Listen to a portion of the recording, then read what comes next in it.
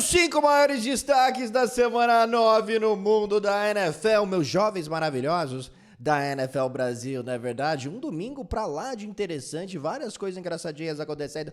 E eu começo número 1 com o Dallas, que é Dallas Cowboys. Que problema, hein, o Dallas nessa temporada. Você sabe que o torcedor dos Cowboys vem reclamando há anos do time. É uma equipe que não vai para o Super Bowl desde 1995, que foi a última vez que eles venceram um Super Bowl, e parece que sempre bate na trave na pós-temporada. Eu acho que o torcedor dos Cowboys hoje adoraria ver esses times aí do passado recente, tá? Porque de 2021 a 2023, na temporada regular, em todas as temporadas, os Cowboys terminaram 12-5. Sim, chegavam na pós-temporada e perdiam, mas na temporada regular era um time resiliente, era um time bem talentoso, uma defesa que pressionava o quarterback, né? Um quarterback é o mais bem pago da NFL nesse momento, o Dak Prescott ganhando $60 milhões, com uma sintonia maravilhosa aí com o CeeDee Lamb. Enfim, tinha muitas coisas legais que a gente viu do Dallas Cowboys aí em temporadas anteriores, durante a temporada regular. Pois bem, o time tá 3-5 esse ano. 3 vitórias, 5 derrotas. E o que os Cowboys fazem bem? Mais uma derrota contra o Atlanta Falcons nesse último domingo, né? 9 faltas cometidas. Quantos jogos de Dallas que a gente já viu nessa temporada? Com 8, 9, 10, 11 faltas. É um time muito faltoso, é um time que não para o jogo terrestre, que cede muitos pontos, que não corre com a bola, que tem um wide receiver número 1 que tem apenas um jogo de 100 jardas nessa temporada. O que os Cowboys não conseguem ficar saudáveis? Eles não conseguem fazer nada direito nessa temporada. Esse é o fato, infelizmente, né? Então, muito difícil ter confiança no time nesse momento. O único que tem confiança no time é o Jerry Jones, né? Que adora falar com a imprensa aí depois das derrotas, né? A enorme maioria dos donos fica bem longe da imprensa, né? Mas o Jerry Jones adora o papo pós-jogo. Não é verdade? Ele falou que ele tem confiança no time, que tem confiança também na comissão técnica, né? Eu não vejo o Mike McCarthy sendo mandado embora no meio da temporada, como ocorreu nessa última segunda-feira com o New Orleans Saints, mandando embora o Dennis Allen depois de 7 derrotas consecutivas, né? A cereja no bolo foi a última derrota contra o Carolina Panthers aí fora de casa, um time que os Saints venceram por 47-10 na semana 1. Mas eu tô muito preocupado aí com os Cowboys. Foram 13 bolas, por exemplo, na direção do CeeDee Lamb nessa partida, 47 jardas apenas, né? O Dak Prescott machucou a parte posterior da coxa. Então, quando essas lesões vão acontecendo e quando são sofridas pelos seus melhores jogadores, Micah Parsons machucado, Marcus Lawrence machucado, o Brandon Cooks baleado também, né? O Deron Bland ainda não jogou nessa temporada. Quando esse tipo de coisa acontece, é porque a sua temporada realmente está indo para o espaço. Então, o momento agora é crítico para Dallas. Os próximos 3 oponentes são Philadelphia, Washington e Houston. E, sinceramente, para Dallas voltar a brigar nessa temporada, eu acho que os Cowboys vão precisar vencer pelo menos 2 desses 3 jogos, e eu acho que eles vão ter que vencer os 2 oponentes de divisão, o Philadelphia e o Washington Commanders. Mas como eu disse, nesse momento não existe qualquer confiança. Mike McCarthy, de um modo geral, né, no time, né, tirando o Jerry Jones, o Mike McCarthy não faz um bom trabalho. Teve um touchdown aí do Darnell Mooney, que ele estava completamente livre, numa gafe tremenda da defesa dos Cowboys. Então tá feio de ver. Eu achava que os Cowboys, né, que estavam indo bem fora de casa, né, venceram os 3 primeiros jogos. As únicas 3 vitórias dos Cowboys nessa temporada foram fora de casa.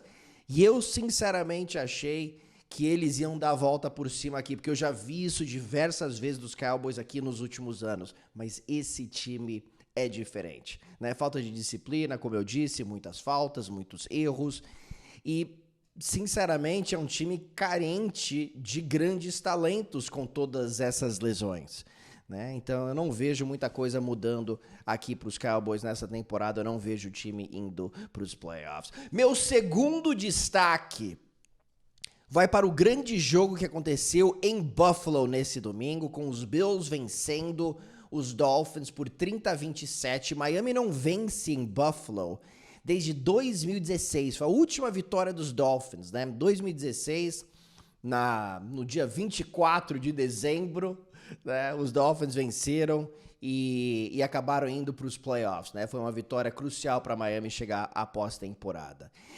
Eu queria falar um pouquinho desse jogo porque os Dolphins não conseguem superar os Bills. Isso daí, obviamente, faz muitas décadas, mas é de times diferentes, lá do Buffalo Bills nos anos 90, com Jim Kelly.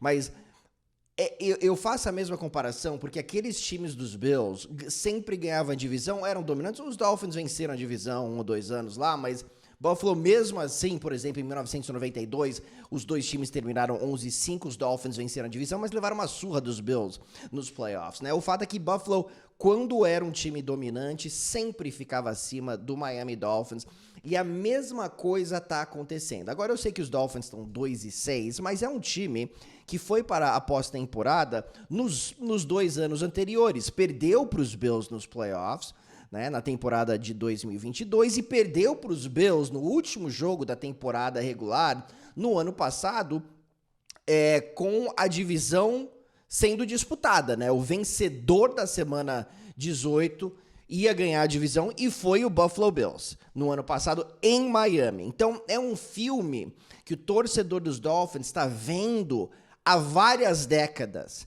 né? E o Miami, nesse domingo, teve o Tua acertando 25 de 28 passes. Teve mais jardas, correu para mais jardas, controlou a linha de scrimmage. Teve mais first downs, teve mais posse de bola e perdeu. E sabe por que perdeu? Porque o Josh Allen é um ET.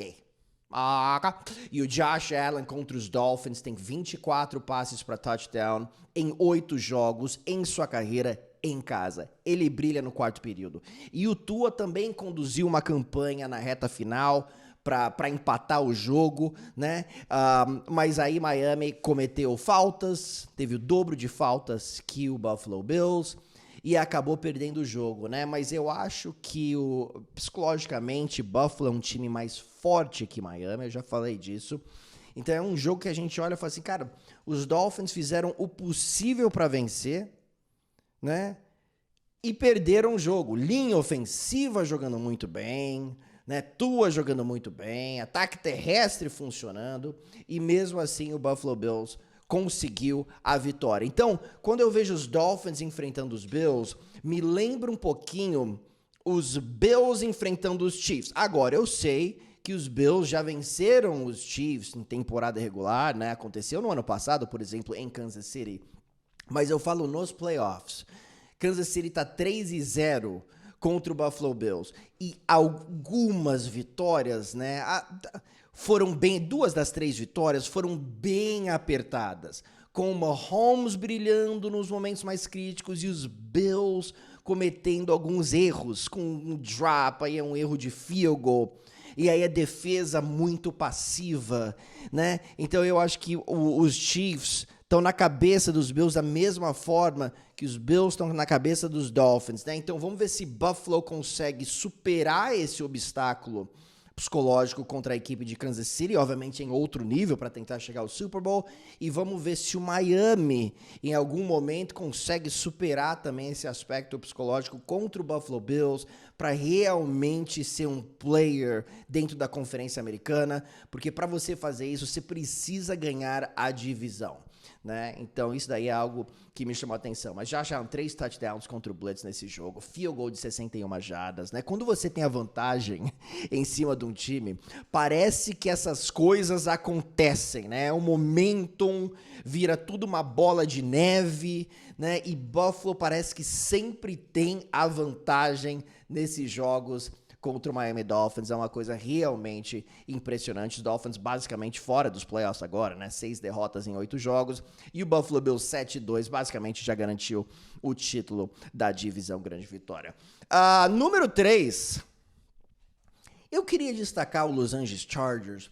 Eu vejo o Los Angeles Chargers talvez em seu melhor momento há muitos anos. Há muitos anos. Deixa eu explicar. Certamente na era Justin Herbert, porque no passado a gente, na intertemporada, fazendo os palpites, a gente fala assim, ó, os Chargers esse ano com Justin Herbert, com Keenan Allen, com Mike Williams, com Austin Eckler, Khalil Mack, agora Joey Bosa, né? O time realmente pode ameaçar, talvez, né? O Kansas City, eu nunca realmente acreditei nisso, né? Mas muita gente falava, né? Pode, de repente, ameaçar a divisão. Pois bem, nunca aconteceu, sempre teve problemas na defesa, um time que sempre era superestimado, né? Chegou na pós-temporada alguns anos atrás, perdeu na primeira rodada, levou uma virada, tá 27-0 lá contra os Jaguars, levou a virada. Sempre foi esse tipo de time. Esse time tá diferente. Por quê? Porque tá vencendo a batalha nas trincheiras. E é incrível o que acontece quando a fisicalidade do seu time muda. E esse jogo contra os Browns me chamou a atenção pelo fato que Cleveland conseguiu uma grande vitória na semana anterior, mas Cleveland estava com momento, e Cleveland também é físico na linha de scrimmage, especialmente defensivamente. E os Chargers foram lá e realmente espancaram a equipe do Cleveland Browns. E eu sinceramente acho, são 3 vitórias nos últimos 4 jogos, que o DNA dos Chargers está diferente agora com o Jim Harbaugh. Olha só essa defesa. A defesa cede 12,6 pontos por jogo. É o terceiro menor número de pontos cedidos. Nos 8 primeiros jogos de uma temporada, essa média é a menor nos 8 primeiros jogos de uma temporada, nos últimos 15 anos, a terceira menor, nos últimos 15 anos. Os outros times que conseguiram essa marca tão baixa, né, todos venceram pelo menos 11 jogos. Então, os Chargers, olha só, 17 ou menos pontos cedidos em 5 jogos consecutivos. É uma defesa que está realmente detonando. O Jameis Winston foi sacado 6 vezes, ele teve 3 interceptações nessa partida. Os Chargers estão correndo com a bola, o Justin Herbert, mesmo sem ter um grande grupo de wide receivers, está começando a sentir um pouquinho mais conforto, né? Um pouquinho mais confortável, lançando bolas pro Palmer, pro Johnston, Ladd McConkey, Calouro, tá jogando bem. E aí você tem uma defesa que tá fazendo um pouquinho de tudo. Os Chargers param o jogo terrestre, os Chargers cedem pouquíssimos pontos, os Chargers roubam a bola dos adversários, são 13 roubos nessa temporada, e eles protegem a bola, são apenas 4 turnovers cometidos. Tá? É o segundo time que mais protege a bola.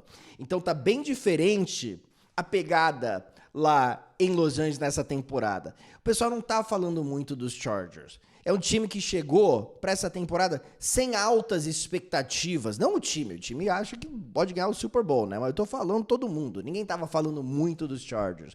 E do jeito que eles estão vencendo, me chama muita atenção, e esse é um estilo que funciona nos playoffs. Para o jogo terrestre, corre com a bola, rouba a bola dos adversários, quarterback aparece nos momentos mais críticos, porque o Justin Herbert é um quarterback de elite e um treinador que já levou um time para o Super Bowl, porque o Jim Harbaugh levou o San Francisco 49ers ao Super Bowl em 2012, né? Então, vamos ficar de olho nos Chargers.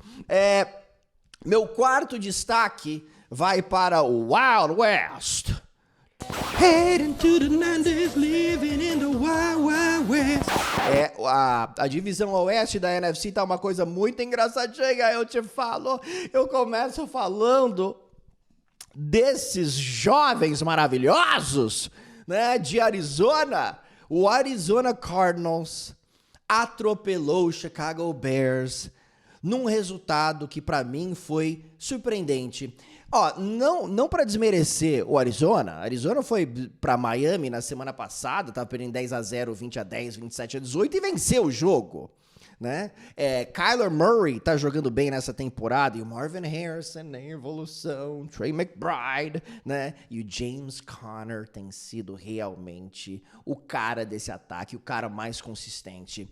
E o Arizona, contra uma defesa boa, a defesa do Chicago Bears é uma defesa boa. Agora, eu sei que os Bears já tiveram em alguns momentos problemas contra o jogo terrestre, mas, cara, 34 corridas, 213 jardas, 3 touchdowns para a equipe de Arizona, vencendo a batalha nas trincheiras e também defensivamente não permitindo um touchdown. E isso não é algo que a gente tem visto do Arizona Cardinals aqui nos últimos anos, não. Ok? Impressionante. Caleb Williams, um passe completado em bolas que viajaram pelo menos 15 jardas. 1 de 8. Então, eu adorei o que eu vi do Arizona e o time. Difícil vencer o Miami fora de casa quando o Tua é o quarterback. Então, sensacional. Olha, o Caleb Williams foi pressionado em 21 de 50 recuos para o passe, né? Então, a Arizona vive o seu melhor momento. Lembrando que esse time já venceu também o San Francisco 49ers fora de casa, perdeu para o Buffalo Bills fora de casa por 6 pontos numa grande virada dos Bills.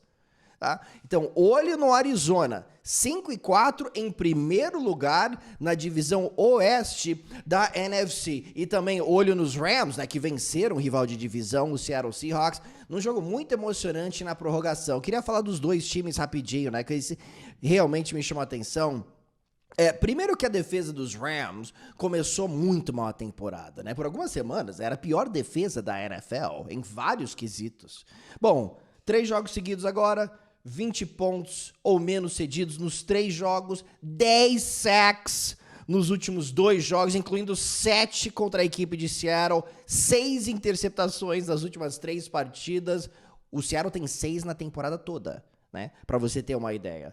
Então, os Rams estão brilhando e o Cooper Kupp de volta. Puka Nacua foi expulso desse jogo, mas o Cooper Kupp e o Nacua obviamente mudaram completamente o Matthew Stafford, né? Que nos últimos 2 jogos tem 6 de seus 9 touchdowns nessa temporada. Uma coisa realmente impressionante, né? Então os Rams vivendo o seu melhor momento. E uma coisa que me chama a atenção, o Les Snead, que é o GM dos Rams, né? Que escolhe os jogadores, tem feito um bom trabalho em drafts ultimamente. A gente sabe, Kyren Williams, Puka Nacua foram escolhas de 5ª rodada, né? E são jogadores cruciais. Mas que tal o Fisk, que foi uma escolha de 2ª rodada no ano passado, Brandon Fisk, ou esse ano, né?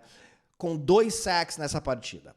Jared Verse, escolha de 1ª rodada, teve sack. Kobe Turner e Byron Young, jogadores selecionados no ano passado, tiveram sacks, né? Então, mencionei o Kyren Williams e o Puka Nacua. O fato é que um time que trocava basicamente todas as escolhas de 1ª rodada, né? Teve muito sucesso aqui nos últimos anos draftando. E draftando também fora da 1ª rodada. É por isso que o time chegou nos playoffs no ano passado.